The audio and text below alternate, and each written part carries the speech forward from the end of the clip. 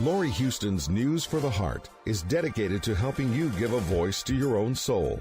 Our hearts have the power to free us from pain and the struggles that keep us from awakening to our true essence. Join Laurie now as we delve into our heart and soul to find the path that will open us to the possibilities and lead us to the life we love to live. And good afternoon. This is News for the Heart. And today I have Tom Campbell with me, my awesome co-host that we talk every month, the last Tuesday of every month. And, well, we're moving into Love Month, so we thought we'd talk about that. I didn't know really how to do this one because we'd sort of been chatting before and trying to figure out, how do we come up with something that's a little bit different. So we thought, going by my experience, which has been, a year, almost a year. I mean, certainly, I think the 23rd was when we had our first patient zero here in Toronto or in Canada. And so we weren't really on lockdown until March 13th. So it's been, a good almost year. And I'm a single person. So we talked about relationships. How do you have a relationship when you are single and on lockdown for the past year? So we thought we'd start with that and see where it goes. Should be interesting. Welcome to the show, Tom. Okay. All right. Well, that is an interesting topic. We talked some about the fact that, if we're going to do relationships on Zoom or, online, how do you sort of create a relationship? And I was sort of saying, well, no, Tom was talking about the fact that, long ago, it used to be getting, being pen pals for a long time. And I was like, well, that kind of leaves a relationship all in your head. And then we sort of talked about the fact that most relationships are in your head. So anyway, let's go with it. Let's see where we go with this. All right. Indeed. So what is it, about, relationship that's so important? Well, it is very important. That's the primary means by which we grow up, connecting to other people. That's where we get challenged. That's where, our buttons get pushed. That's where we have our optimum opportunities to grow up. Because when you're in a relationship, if that relationship is going to be a good one, a productive one, then it's going to be about giving, not about taking. So that's a challenge to most people, to make it about giving and not taking. That's real hard to do because we have a lot of fear, which gives us ego and beliefs, and that tends to make us more self-centered. Well, when you're self-centered, it's more about taking than it is about giving because it's about you. So most people, I'm talking about the 95, 80, 90, 98, percent of people. When I say most people, most everybody, maybe even the 99.99, I don't know, but a very large majority is mostly self-centered. Mm-hmm. And now they don't see themselves that way. And most people will hear me say that and they said, yeah, that does apply to a lot of people, but it doesn't apply to me. And they think of the fact that, well, okay, this is about myself and that's about myself, but that needs to be about myself. After all, that's who I am. I am myself. So a lot of my choices and things are going to be about me because I'm me. Who else is going to make my choices? So self-centered people never see themselves as self-centered because their self-centeredness is seen as natural, normal, and essential and has to be that way. There isn't really any other rational way to act than the way they're acting now. So being self-centered is entirely invisible. It's only when you outgrow that self-centered that you look back, your hindsight becomes a lot clearer and you can see exactly why that self-centeredness was a problem rather than foresight looking forward. You can't see that your self-centeredness is a problem at all. It's just natural. It has to be that way. So it's a hard thing for people to get their heads around because although they can see it in others, that everybody out there is trying to manipulate the world to be the way they think it should be. All right, well, that's self-centered. The world needs to be the way I think it should be. But of course, my thoughts and thinking how it should be are giving thoughts. It's about other people. I know what my children should be doing. They should be studying hard, getting good grades, being polite. I understand what they should be doing, and I understand what my spouse should be doing. They should be doing this and that. I understand what I should be doing, and I'm doing that fine. So everybody has an idea how the world should be working. And in their mind, that idea is not one that's just about what they can get, but it's what's best for other people. But it's their view of what's best for other people. And the problem is they think that their view of what's best for other people is what's best for other people. And that's not necessarily the case. Matter of fact, that's seldom the case. That's the exception rather than the rule. So that sort of, defines the problem of where we are. So let's talk about this relationship thing. So relationship is about getting to know somebody, beginning to understand who they are, what they are, their likes, their dislikes, their interests, all of these things, the kind of personality they have, and interacting with them. People who, fall in love out there in physical space where they rub up against each other, not digital space where they just look at a screen and see each other, they tend to spend many long hours in conversation. That's just part of the getting to know you. There's lots of long hours of conversation. Oh. And they're very, they're paying very rapt attention to each other in that page, particularly trying to find out what the other person's like. And am I going to be compatible with that person? So that's what the falling in love is mostly about, getting to know that other person. Because generally you've heard me say, we don't fall in love, we fall in need. Mm-hmm. Because we are self-centered people and we have needs. And we want those needs to be met, because when they're met, we feel good. When our needs are met, we feel satisfied and we feel good. So we run into people, then we hope that we find this relationship where they make you feel good and you make them feel good, because if you both make each other feel good, then that's a really good, positive relationship. So if you're building relationships around resonating with each other's needs, it's not really about love.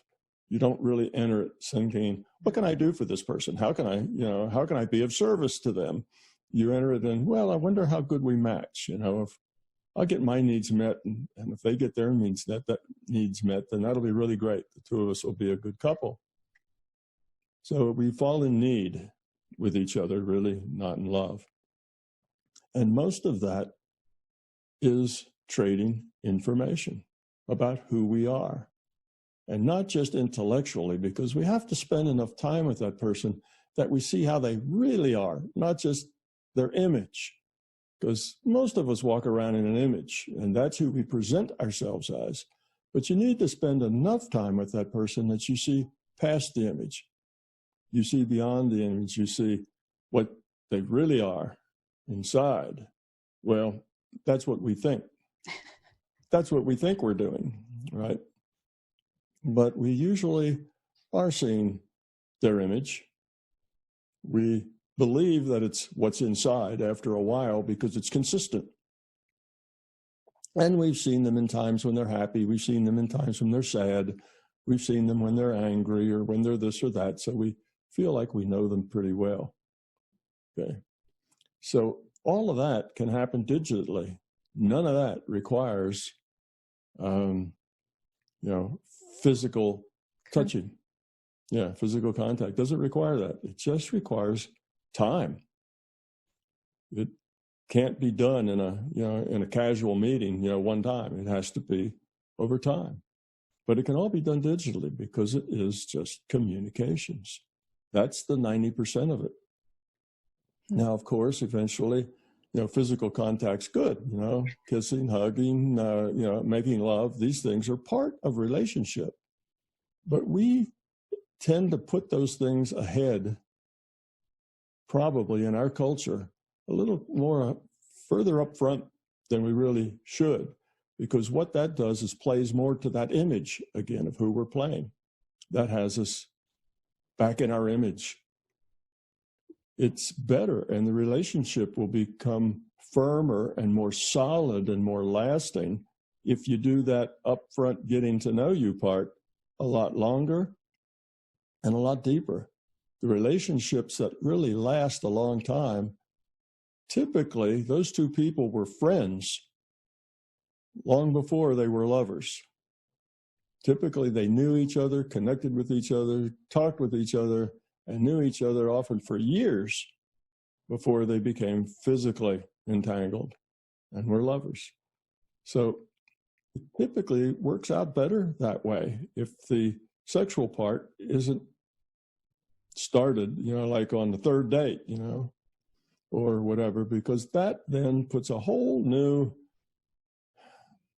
it puts a whole new dimension to the relationship that could be very good if most of us were very honest and upfront and in tune with ourselves sexually, but most of us aren't. We live in a culture that is just neurotic as it can be about sexuality. And because we live in that culture, we tend to be neurotic about sexuality too. So two people then start having sexual relationships, all this neurotic stuff starts to get into the relationship, you see, and that doesn't help the relationship grow, particularly if the relationship's only, 3 or 4 dates old. That gets in the way now. Suddenly there's this commitment, it changes everything. And now it becomes more about having sex than getting to know you. Now you get together to have sex, not really know each other any more deeply, not become more bonded with each other, but to have sex with each other, because you've got drives and instincts and so on, and you're getting those satisfied. Well, nothing wrong with that. It's just that relationships that last need to have depth, and the sexuality generally doesn't provide that much more depth to the relationship. It provides another dimension, and it's a wonderful dimension, a necessary dimension. I'm not saying that the sexuality is not a wonderful thing. It is. We're humans, and that's part of our, of being human. We have instincts, and we should stay in line with those instincts and not get crossways with them. So sexuality is a very important part of a relationship, but if it's the front part, if it's, it comes up in the first 10% of the relationship, it often gets in the way. And it prevents that relationship from progressing the depths of the getting to know you, getting connected with you, who you really are, who I really am. It kind of gets in the way of that because the sex then dominates. Then the relationship kind of, struggles on however it is. And then it doesn't last a real long time because it never really got that deep anyway. It was more driven by both people's needs than it was driven by people really wanting to be together. So you see, in a way, developing relationship over Zoom digitally is not a bad way to go. You can develop that, but it takes time, and you have to learn where do you go to meet people, on Zoom, because you have to go to some place that's social. Well, I'm not young and in the market for, new relationships, but I know there are places like that. I know the MBT runs 2 or 3 things every month where they're just get-togethers. People who are into growing up and spirituality and science and whatever their issues are, they all come and hang out and talk with each other, and it's open like all day from 6 in the morning till 10 or 11 o'clock at night, kind of a thing, because we want it to be available to people in all sorts of time zones. So we keep it open for a long period of time, and hundreds of people show up, and most of them are interested in spirituality, growing up, science, whatever, all the MBT stuff. But I'm sure that's the only thing I know about, because that's my world. But I'm sure there are other such places in other people's worlds that are like that. If not, create a space. Invite all your friends. Chit chat about things what's going on, how's your life been, that sort of thing. How are you dealing with the kids being home and having to homeschool them? And be there for each other. Oh, my cat died. Well, it's good to have friends around when those things happen. And when those things happen, you tend to retreat and kind of dig yourself a hole, crawl in the hole, put a lid over the top and feel miserable, and then you degenerate into self-pity. Oh, woe is me. It hurts. It feels so bad. This is not the way I want my life to be. Again, thinking in terms of the need to have it the way you want it, rather than accepting it as it is and dealing with that in a positive way. Those are two very different things.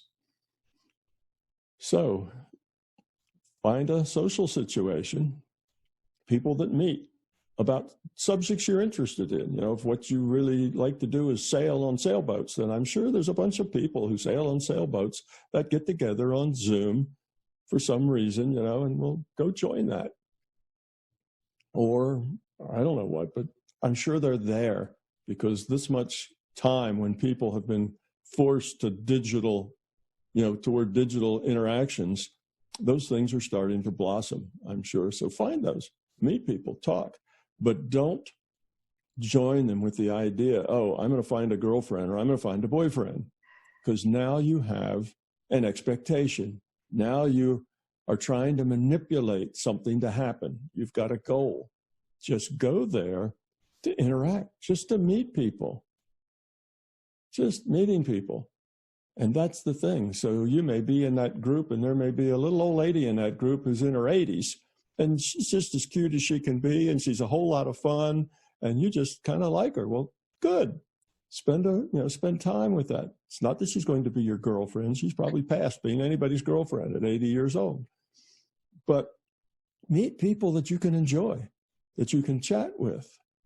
Because that 80-year-old has a granddaughter that's just your age, or something like that. And things tend to work out. But you have to stir the pot enough that the probabilities that the things you want can actually happen. When you're in your hole with the lid pulled over it, the probability that you're going to meet someone while you're in that state is zero. Yeah. You see? But if you get out and just talk to people, not with any goal in mind, just being social and seeing how can you help? Oh, how can you comfort the person whose cat died? How can you do this or that? And it's just talking to them and just being there, just give them somebody else to talk to. So if you go into the social space, not with a goal of what you want to, what's in it for me. Right. You see, very self-centered. If you approach that social space of what's in it for me, here's what I'd like to get out of this. Now let's see how I can get it. Oh, that person looks interesting. Maybe that would work. And now you're manipulating. You're trying to force reality to give you what you want. Self-centered. But you go into that space with not a lot of people here. Some of them are probably nice people. Some of them probably not so nice. But, I'll see which ones. I'll just chat and talk. And in the beginning, it's small talk, of course, because you don't know them. But you talk and you'll find people that you like. And, if you do that, I'd say within a couple of months, you'd have 3 or 4 or 5, 6 people that you really like. And you spend time with them. And now you can just connect one-on-one on Zoom if you want to. Or you can connect with them, once every 2 weeks or month, or when that thing comes up, or form another little group. I know in the groups I'm familiar with, there'll be groups of 5, 6, 7 people. There's little, what do they call them, breakout rooms. And you can create a little breakout room. 5 or 6 people can get in there and talk together. And some of those groups of people started meeting, like twice a week. They just had so much to say to each other. And they become really good friends. So there's lots of people becoming good friends with people they've never physically met before. And they're finding that those friends are actually, in many ways, more satisfying and better than the friends they make in the flesh. Because it's the way they approach it. They're not approaching it with goals. They're not approaching it with pheromones. They're not approaching it with, how how attractive are you? You know, they're not working from that angle. They're approaching it as just people of all ages, of all types, of all persuasions. You know, some of them are, you know, brain surgeons and some of them are truck drivers. You know, it's just all sorts of people. And you just approach them with an open mind. And that then gives enough possibilities, you know, that creates possibilities to where the system can actually work with you and you end up with someone who becomes your significant other. Because you've given, you know, you've set up uncertainty, possibilities. Things can happen within that group. You just bounce into people who do need each other. And the system will steer those people around. We'll give them a little nudge. Yeah, you should join this. And you should do that. But you don't give the system anything to work with if you stay home, dig a hole, and crawl in it, you see, and feel miserable. The system's got nothing to work with it. So get out, mix it up socially, go find places where there are people you can join. And even if it's just a group and it only has 5 or 6 people in it, that's okay. Just chat with them, talk with them, because they know people and you know people. And pretty soon others will come in and join and some will drop out. And it's just a fluid sort of thing that you can socialize. It may not be fast. You know, it's like, oh, okay, I'm going to go to this party and try to find someone to hook up with and, leave with a date. Well, that's very self-centered. It's very driven. It's very focused on an outcome. And it generally does not lead to great relationships. It leads to superficial relationships. And you had mentioned that the online relationship would be mostly in your mind. And my comment was almost every relationship is mostly in your mind. Our reality is how we interpret the data. And if we really, really want the data to say this, you have a tendency to interpret it that way, whether it's like that or not. And where we get information that's contrary to what we want, we make excuses for it. You see, it's not really, that can be excused. That'll change. You know, we make up all these excuses. So our relationships are generated in our mind anyway.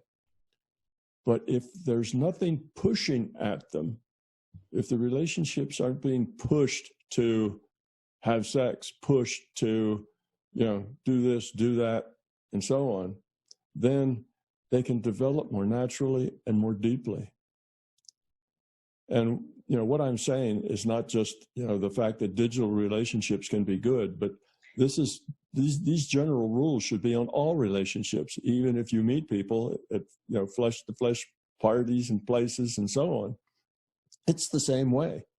If you go to a social gathering in the flesh and you go with, what am I going to be able to get out of this? I'm looking for a girlfriend or a boyfriend or something. You generally won't find anything because you're going there with the wrong attitude. You have to go with the idea, I'm just going to meet people. And people that I enjoy and have fun and like being around, well, I'll spend time with those. Just that simple, you see. That leaves lots of possibilities open for you to really run into people that you really connect with deeply, which is where good relationships are. So in a way, being forced to go digital because the face-to-face, is unhealthy these days, being forced to go digital should actually create a larger set of more significant relationships than if we hadn't been forced to go digital. Because that boy meets girl, sexuality is the elephant in the room of what's going to happen next and when and how and why and under what circumstances. And that's the big elephant in the room. And everything kind of centers around that. It's pushed from both sides or kind of in their imagination, where this might go. But they're not really, because they're being pushed by those drives, they're not really spending the upfront time to get to know each other. So a couple of years of being good friends preceding, being good lovers has a tendency to run for the next 30 or 40 or 50 years. Whereas when it works the other way around, you make love and then you decide how much you really like each other. That has a tendency not to last very long. That has a tendency because it's like you've jumped in too deep a water before you learn how to swim. It gets the cart in front of the horse and makes the probability of the relationship being a long-lasting one much smaller. You don't do it in the right order. That's a problem with our social. That's where our social that's where our culture pushes us these days. But that's also why the divorce rates are very high, and relationships tend to be pretty volatile, pretty shallow. Well, I think divorce rates have gone up quite a bit because everybody's stuck at home. But yeah, it certainly puts a whole new meaning. But let's talk a little bit more about how our imagination plays in love, because I think that's where a lot of people get really confused. Well, sure. Well, if you come from a place of need and want and desire, then your reality is how you interpret the data you get. Well, if you're coming from a needy place, how are you going to interpret that data? You're going to want to color it to be the way you want it to be. You're going to see what you want to see, feel what you want to feel, and you'll get all excited and wound up about the possibilities, and but it's all inside your head. Right. You're making all of that up. It's in your imagination. And that's what leads relationships to get started on a very shallow basis, because both people are making all this up in their heads. And mostly the fact that it's being driven by your instincts, by your sexuality, tends to aggravate that situation, tends to put it up in everybody's head, in their imagination more. Whereas if you spent more time getting to know each other, then that would be fine. Now you can have a sexual relationship and still get to know each other. That works too, but most people don't do that. Right. You see, because the drive is the sexual thing. That's where your instincts push you. The other thing's kind of nice to have, but there's nothing pushing you there. You don't have instincts to get to know somebody well. That's not one of your, instinctual things. Sex is. So when you lead with sex, then the rest of the relationship tends to not get so deep. And when it's not so deep, then it tends to fall apart after a while. So this idea of getting to the sexual part too soon often kind of dooms a relationship to stay shallow, because that's what the center is. Now, if you were grown up, then it wouldn't make any difference. If you were more grown up, you could have sex on your first date and still get to know each other a lot. It's not impossible. It's just for most people, it doesn't work that way. It's not there's anything wrong with having sex on your first date, but you have to realize that that's going to color everything else in a very large way.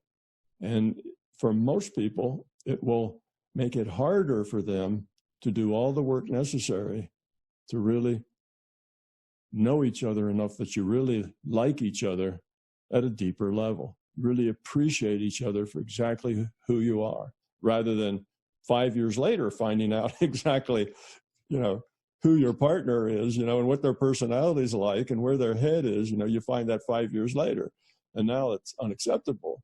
Well, you should have gotten there first. So it's not that there's anything wrong with sex. Sex is fine. It's just, are we grown up enough, to deal with sexuality in the beginning in a relationship? Well, if we are, then fine. Sex on the first date's not a bad thing if both people can deal with that. But then, then the sex is not so driven. It's just casual, because it's just, they don't see that as the core part of a relationship. Okay. So then that might work, but our culture doesn't support that. So our culture tends to create these problems, and there's other problems too, because there's lots of things centered around sexuality. It's not just driven by our instincts, but it's driven by our culture in a way that, you particularly females will start thinking, is it they just want me for my sex. Is it just about that? Am I just being used for sexuality? And it's not, so they're going to have these kind of misgivings and things that if the reason they have those misgivings is they don't really know the person that well yet. They don't know whether, they're being used or whether they're not. They don't know. So now they have negative misgivings. Well, whenever you bring negativity into a relationship, okay, now the relationship lacks trust. You don't know yet. Well, then you'll just pretend that that's not there. Push it out of your mind. This is what your imagination has to do with it. And you'll just plunge ahead, pushing that aside. You say, but the negativity is still there. The negativity of that is still lurking someplace. The lack of trust is still in there. And it's going to cause kind of like dry rot in the relationship. If you have that negative stuff, your culture tells you should be aware, you should be careful because, you don't want to end up being used. Well, that negativity, that lack of trust will undermine your relationship. Your relationship can only get so good because you have that negative there. Well, that's a negative that your culture gives you. You see, but that negative comes out and blossoms because you have sexual relations. That negative doesn't come out when you're just getting to know each other. So you see, that's why I say that sometimes getting the sex too early in a relationship tends to put it on a course for early destruction, because we don't deal with the things we deal with otherwise. First, we put them off, we ignore them, we imagine them away because we don't want to think about them. Whereas if we just got to know somebody for a while, we'd think about all those things. We'd really get to know them in a deep way. And that may mean that there is some casual sex going on all the way while you're learning about the other person. Well, sexuality is we're humans. Having sex is a human thing. That's not a bad thing. It depends on your attitude toward it. How do you feel about it? If you feel, oh no, I feel like I need to do this because this is my role to play, then that's negative. That lacks trust. That lacks sincerity. That lacks, authenticity. Mm. You see, it becomes your image, and that immediately builds negativity into that relationship. That negativity will sit there and rot that relationship from the inside out. It's just, you have to, if you're going to, engage in sex early in a relationship, you have to be grown up enough to be able to do that and not let that influence you. Yeah, create the problem later on, because that negativity doesn't go away. That little lack of trust doesn't go away. It's always lurking in there. And you can't let go. You can't just be yourself. You can't open up. You see, you can't give yourself because there's part of you that's wary, that's not so sure, doesn't want to be hurt. So you hold some of you back. Well, you can't have a good relationship like that. If you're holding back and you're not open and you can't give fully and completely, then the relationship's going to have problems. It's not like that. So, you start slowly, you work diligently. Sexuality is going to be a part of it, needs to be a part of it, but don't get the cart in front of the horse unless you can get it back the right way, as you go. It's just most people don't. I don't think we're going to get any negative points in this one at all when we post this. No. Well, that'll be rare. Surely somebody will disagree. I don't know. I think everybody's going to agree with you, Tom. But the key is our whole reality, not just our relationships, but our whole reality is created in our mind. Yeah. How we interpret the data. And if we're driven to have the data come out a certain way, well, that just really warps how you interpret the data. And you're no longer living in the same world that other person that you're connected to. They live in a different world than you do. So just like our politics in the U.S. here, we have, half the population lives in one reality, the other half the population lives in a totally different reality. Well, that's the way it is with most couples. Yeah. You have, one person in the couple lives in a completely different reality than the other person. And that isn't, that doesn't work well. That comes unglued. Eventually that falls apart. So that's not a good thing. You always have to be who you are. And the idea is to get to develop a relationship where you can be totally authentic. Just be yourself, which takes courage. You have to say, well, okay, I got warts, I got problems, I got fears, and I'm going to show them all. I'm going to let them all hang out, and I'm just going to be who I am and see how that works. Because if that makes the other person run away, they weren't the right person for you anyway. The relationship would not have worked long term. So just be authentic, be who you are. Say, well, okay, this isn't rational, it doesn't make sense, but it's me. It's just the way I feel about things. And the other person needs to say, okay, I accept that. That's all right. And here's the way I am, you see. And if you can do that and the relationship still works, you got something that will last a very long time. So why connect? Why form why become a couple in a relationship where the probability of it going long is low because you haven't done the upfront work that was necessary before you got in deep to the point where you imagined it to be the way you wanted it to be. And then 5, 6, 7, 10 years later, it not only isn't the way you imagined it was, but it becomes intolerable. That's the problem.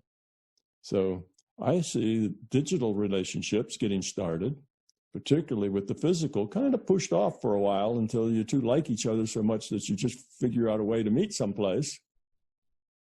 That's not a bad thing because it puts the physical off a little bit, and that probably works well for most people. Now, again, I'm just talking about the fat part of the curve. For most people, that's probably an advantage, not a disadvantage. So don't be trapped at home feeling all by yourself and alone, because there's probably hundreds of thousands of other people who feel trapped in their home and all alone. And they just love to connect. And the only way to connect safely now is over Zoom or, some other, there's lots of different platforms, but, connect with people. Find sites, find groups that meet, talk to people. And if you can't find one, start one. Say, look, you bring 5 of your friends and I'll bring 5 of my friends and let's all meet. See who we got, see if it's interesting, and have a subject or a topic or something that, structures the thing, or even play a game, whatever. What did you do when you went over to other people's houses, or had little house parties? Well, do the same things. Yeah, that's drinking and eating usually, unfortunately. Yeah, well, if you skip the drinking, that's a plus. That's a big plus.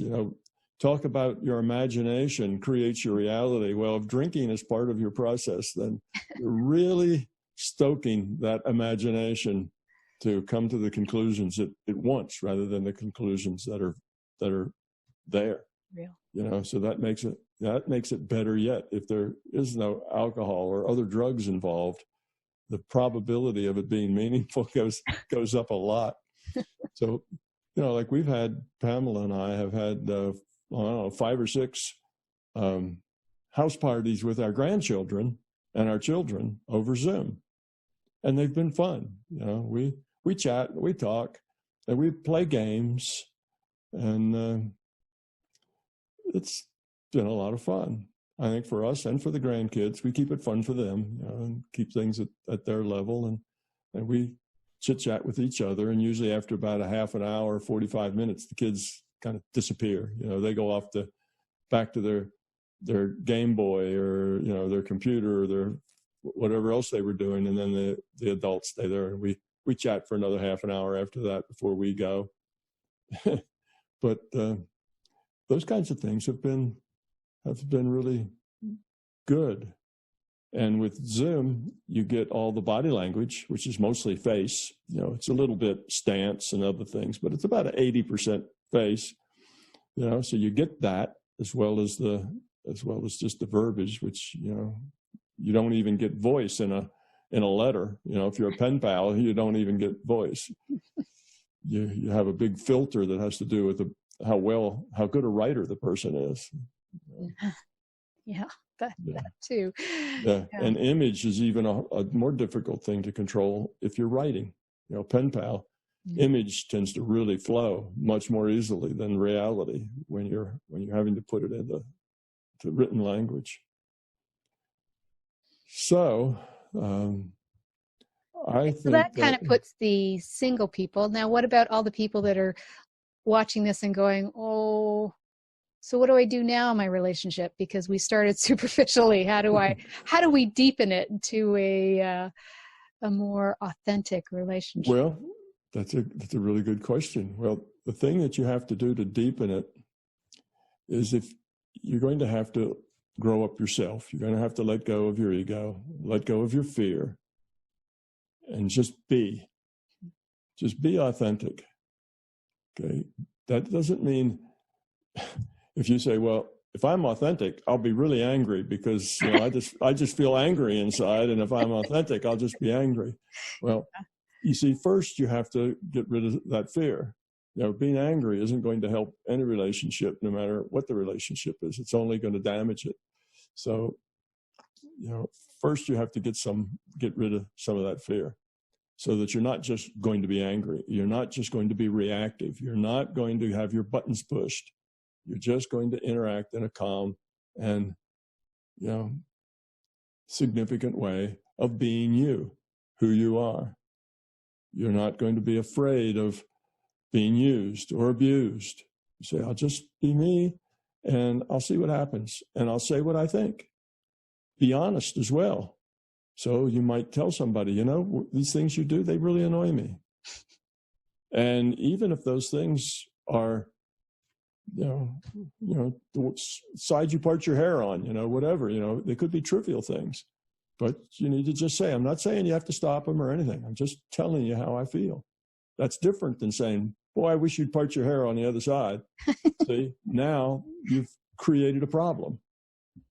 But if you just say, these are things, this is just the way I feel about them. You can part your hair on whatever side you want.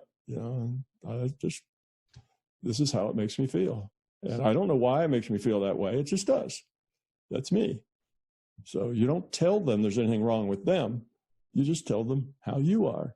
You see, if you start by telling them what's wrong with them and how they need to change to be the way you want them, that's just going to go bad in a hurry.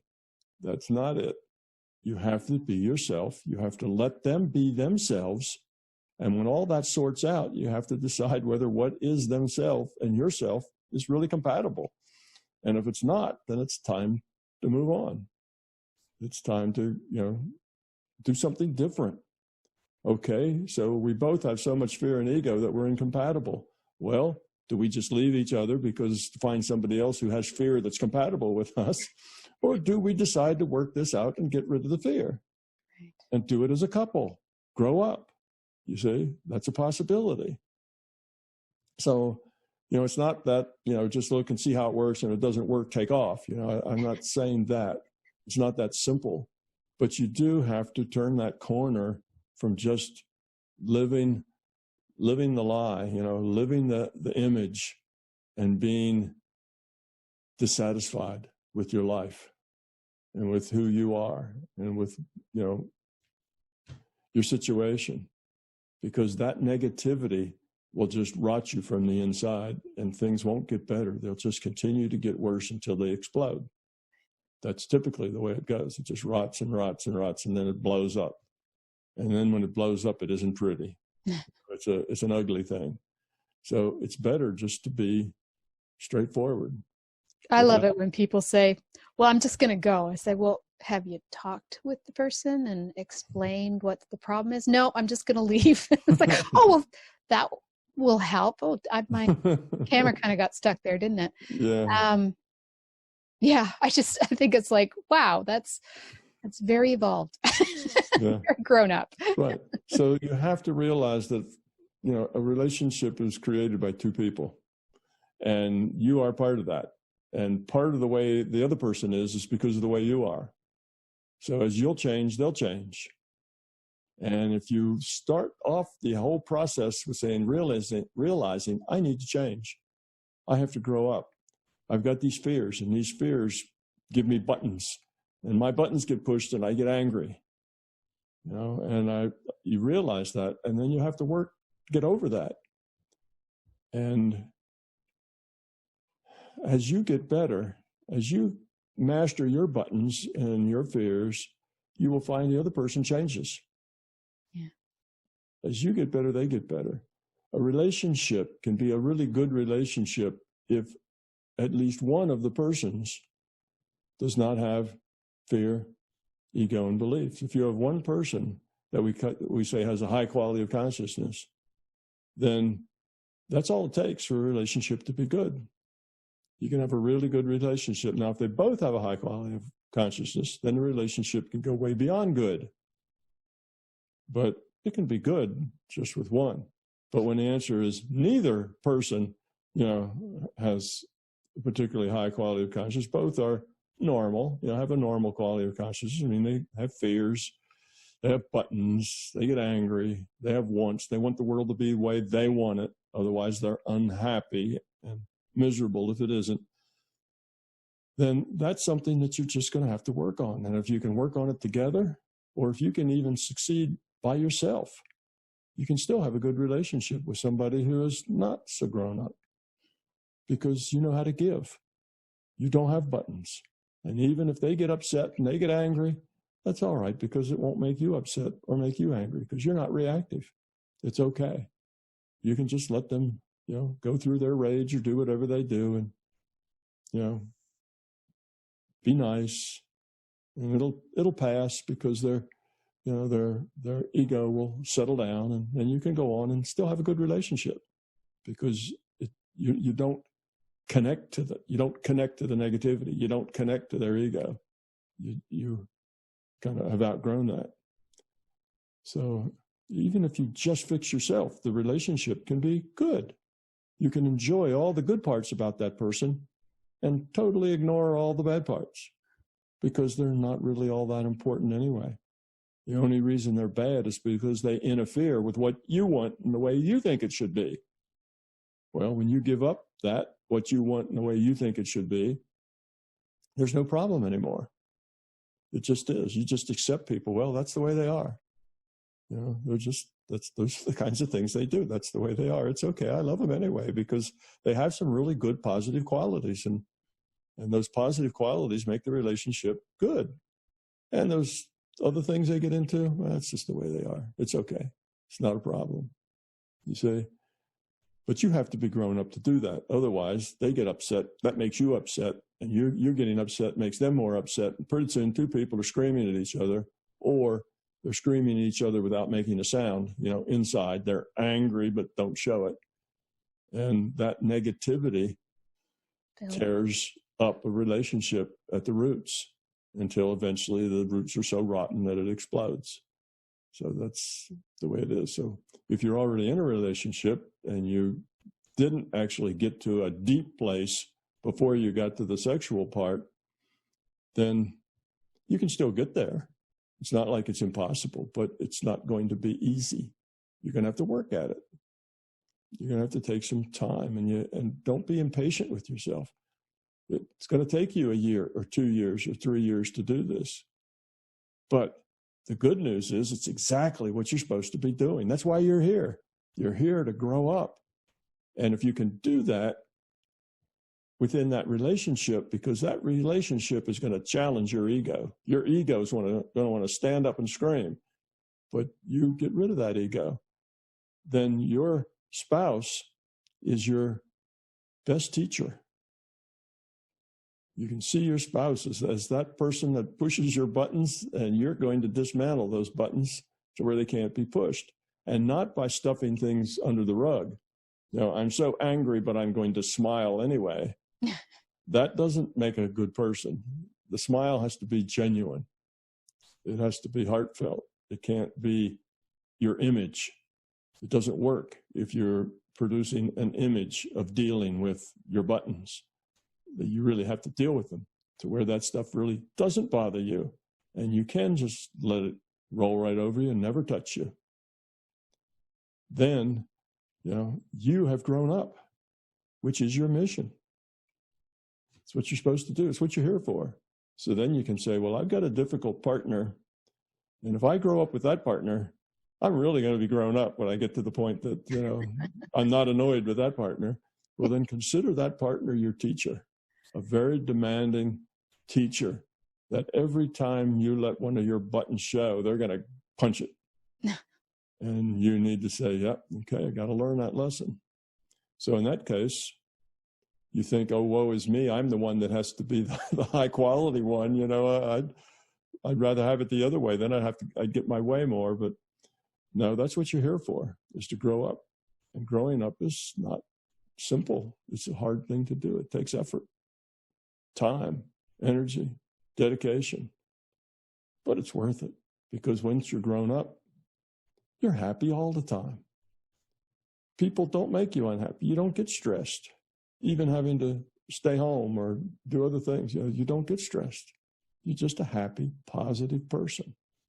So now you've taken a life where you were stressed, done some hard work, and now you have a life that's full of joy and peace and satisfaction. And you can get a lot of satisfaction out of being with that person and their good side. And the bad side, it's just the way they are. Not a problem. You see, so that's what to do if you're stuck here in the middle and didn't necessarily do it all, the best way or the easiest way from the beginning. You just have to grow up, find those fears, get rid of them. And every time you have a negative emotion, say, oh, there's a fear. I need to get rid of it. I shouldn't be having this negative emotion. I shouldn't be feeling this way. Try to be open. Try just to give to something instead of feeling, but I might just be being used. I don't want to give too much. They'll just take until they use me all up. No, they can never use you all up. You've got more and more to give. Just give it.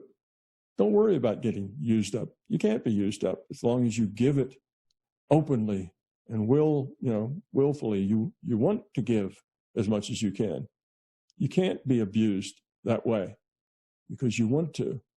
You're only abused when people demand things you don't want to give, and then they try to take them, you see. But if you do want to give, it's really hard to be abused at all. So open up, let the fear go, give, and see what happens. You'd be surprised how that'll change the behavior of your mate. Your mate will act totally differently because now it's in this contest between who gets who, with a long scoreboard of wins and losses and ties and that sort of thing. And you just need to break that. You just need to get out of that mindset. Just give yourself to the other person. Be what they need. See how that works. See if you get angry and upset. Well, you still have a lot of ego. But if it actually does get abusive and they start, slapping you around or something, well, it's time to go then. Because now you shouldn't have to deal with that. But if the abuse is mostly in your mind and hypothetical, which is the way it is for most people, they feel abused, but nobody's really slapped them around. Nobody's really done this or that. You're just afraid that they might, or afraid that they will. You see, that's where most of the abuse is. It's in people's heads. Yeah. It's not actual. When it becomes actual, then it's time to move on. Because you've tried, you've worked at it, you've given, and it just doesn't work. Then it's time to move on. Change the relationship. But make sure that you learn from that relationship so you don't make all the same mistakes the next time. Because there's going to be a next time, and it's going to be the exact same thing, if not worse. Exactly. If you don't grow up, if you don't learn from the mistakes, particularly if you go into the next time full of fears, more fears. Oh, it didn't work out last time. It didn't work out because of this and this. Now you have all these fears and intrepidations in there. Well, that's just going to almost guarantee a disaster. Yeah. Because you can't give with all that fear and mistrust. So if you bring that fear and mistrust to the next relationship, you might as well just not have that relationship, because you're going to destroy it with your own fear. You have to come to that next relationship just open and giving and entirely, care about the other person and see how that works out. And it might work out, it might not. But when you are giving like that, you optimize your mate's probability that they will grow up too. As much as you are withdrawn and not so sure and don't want to give but so much, and you have these intrepidations, you make the probability that your mate is also going to be holding back and not giving and fearful and so on at the same time. It's likes attract like in that sense. So you create that. The very thing that you are afraid of, you create in your mate with your fear. Because it's all in your head. Because it's all in your head. Exactly. Yeah. Because your reality is in your head. You live in a unique reality that's created by you. And you can create that reality to be fun and positive and happy, or you can recreate it to be miserable. It just depends on how you interpret the data. So if somebody says something really rude to you, and maybe it's your mate, your spouse, and if that really hurts your feelings and makes you angry, then you've just thrown gasoline on that fire. You're going to make it worse. And eventually it'll get so bad that it'll explode. And then you'll either live together grudgingly because it's better than the alternative, or you'll part. See, neither one of those is a very good solution. Right. So you just need to let things be. Let people be who they are. Somebody says something rude, instead of being upset because what you interpret it means about you, how dare they, you just have to say, well, that's what it means about them. That's just what they think. It doesn't have anything to do with me. That's them. That's their reality that they're living in. It doesn't have to do with me at all. And how can you be angered by something that has nothing to do with you? Well, you can't. Then you're not angry. You see? And when that other person says things and you don't get angry, then it kind of takes the wind out of their sails. Because they're gearing up for a fight, and you don't want to fight, and you're still happy. It just pulls all their energy out of the conflict, and now things are more easily resolvable. What just happened here? And you can kind of talk about it some. They're more willing at that point. So if you change who you are, it will definitely change who your partner is. All right. Well, you've been listening to News for the Heart. We'll be getting the heart of what matters with Tom Campbell and Love Month, and how to build a deeper foundation, both before and after. Good. Thanks, Tom. You're welcome, Laurie. Thank you. Have a question for Laurie and want to be on the next News from the Heart show? Drop us a line via instant feedback at bmajor.org. News from the Heart is brought to you by Intuitive Soul and is produced by Major Radio for Clear Channel's iHeartRadio and bmajor.org.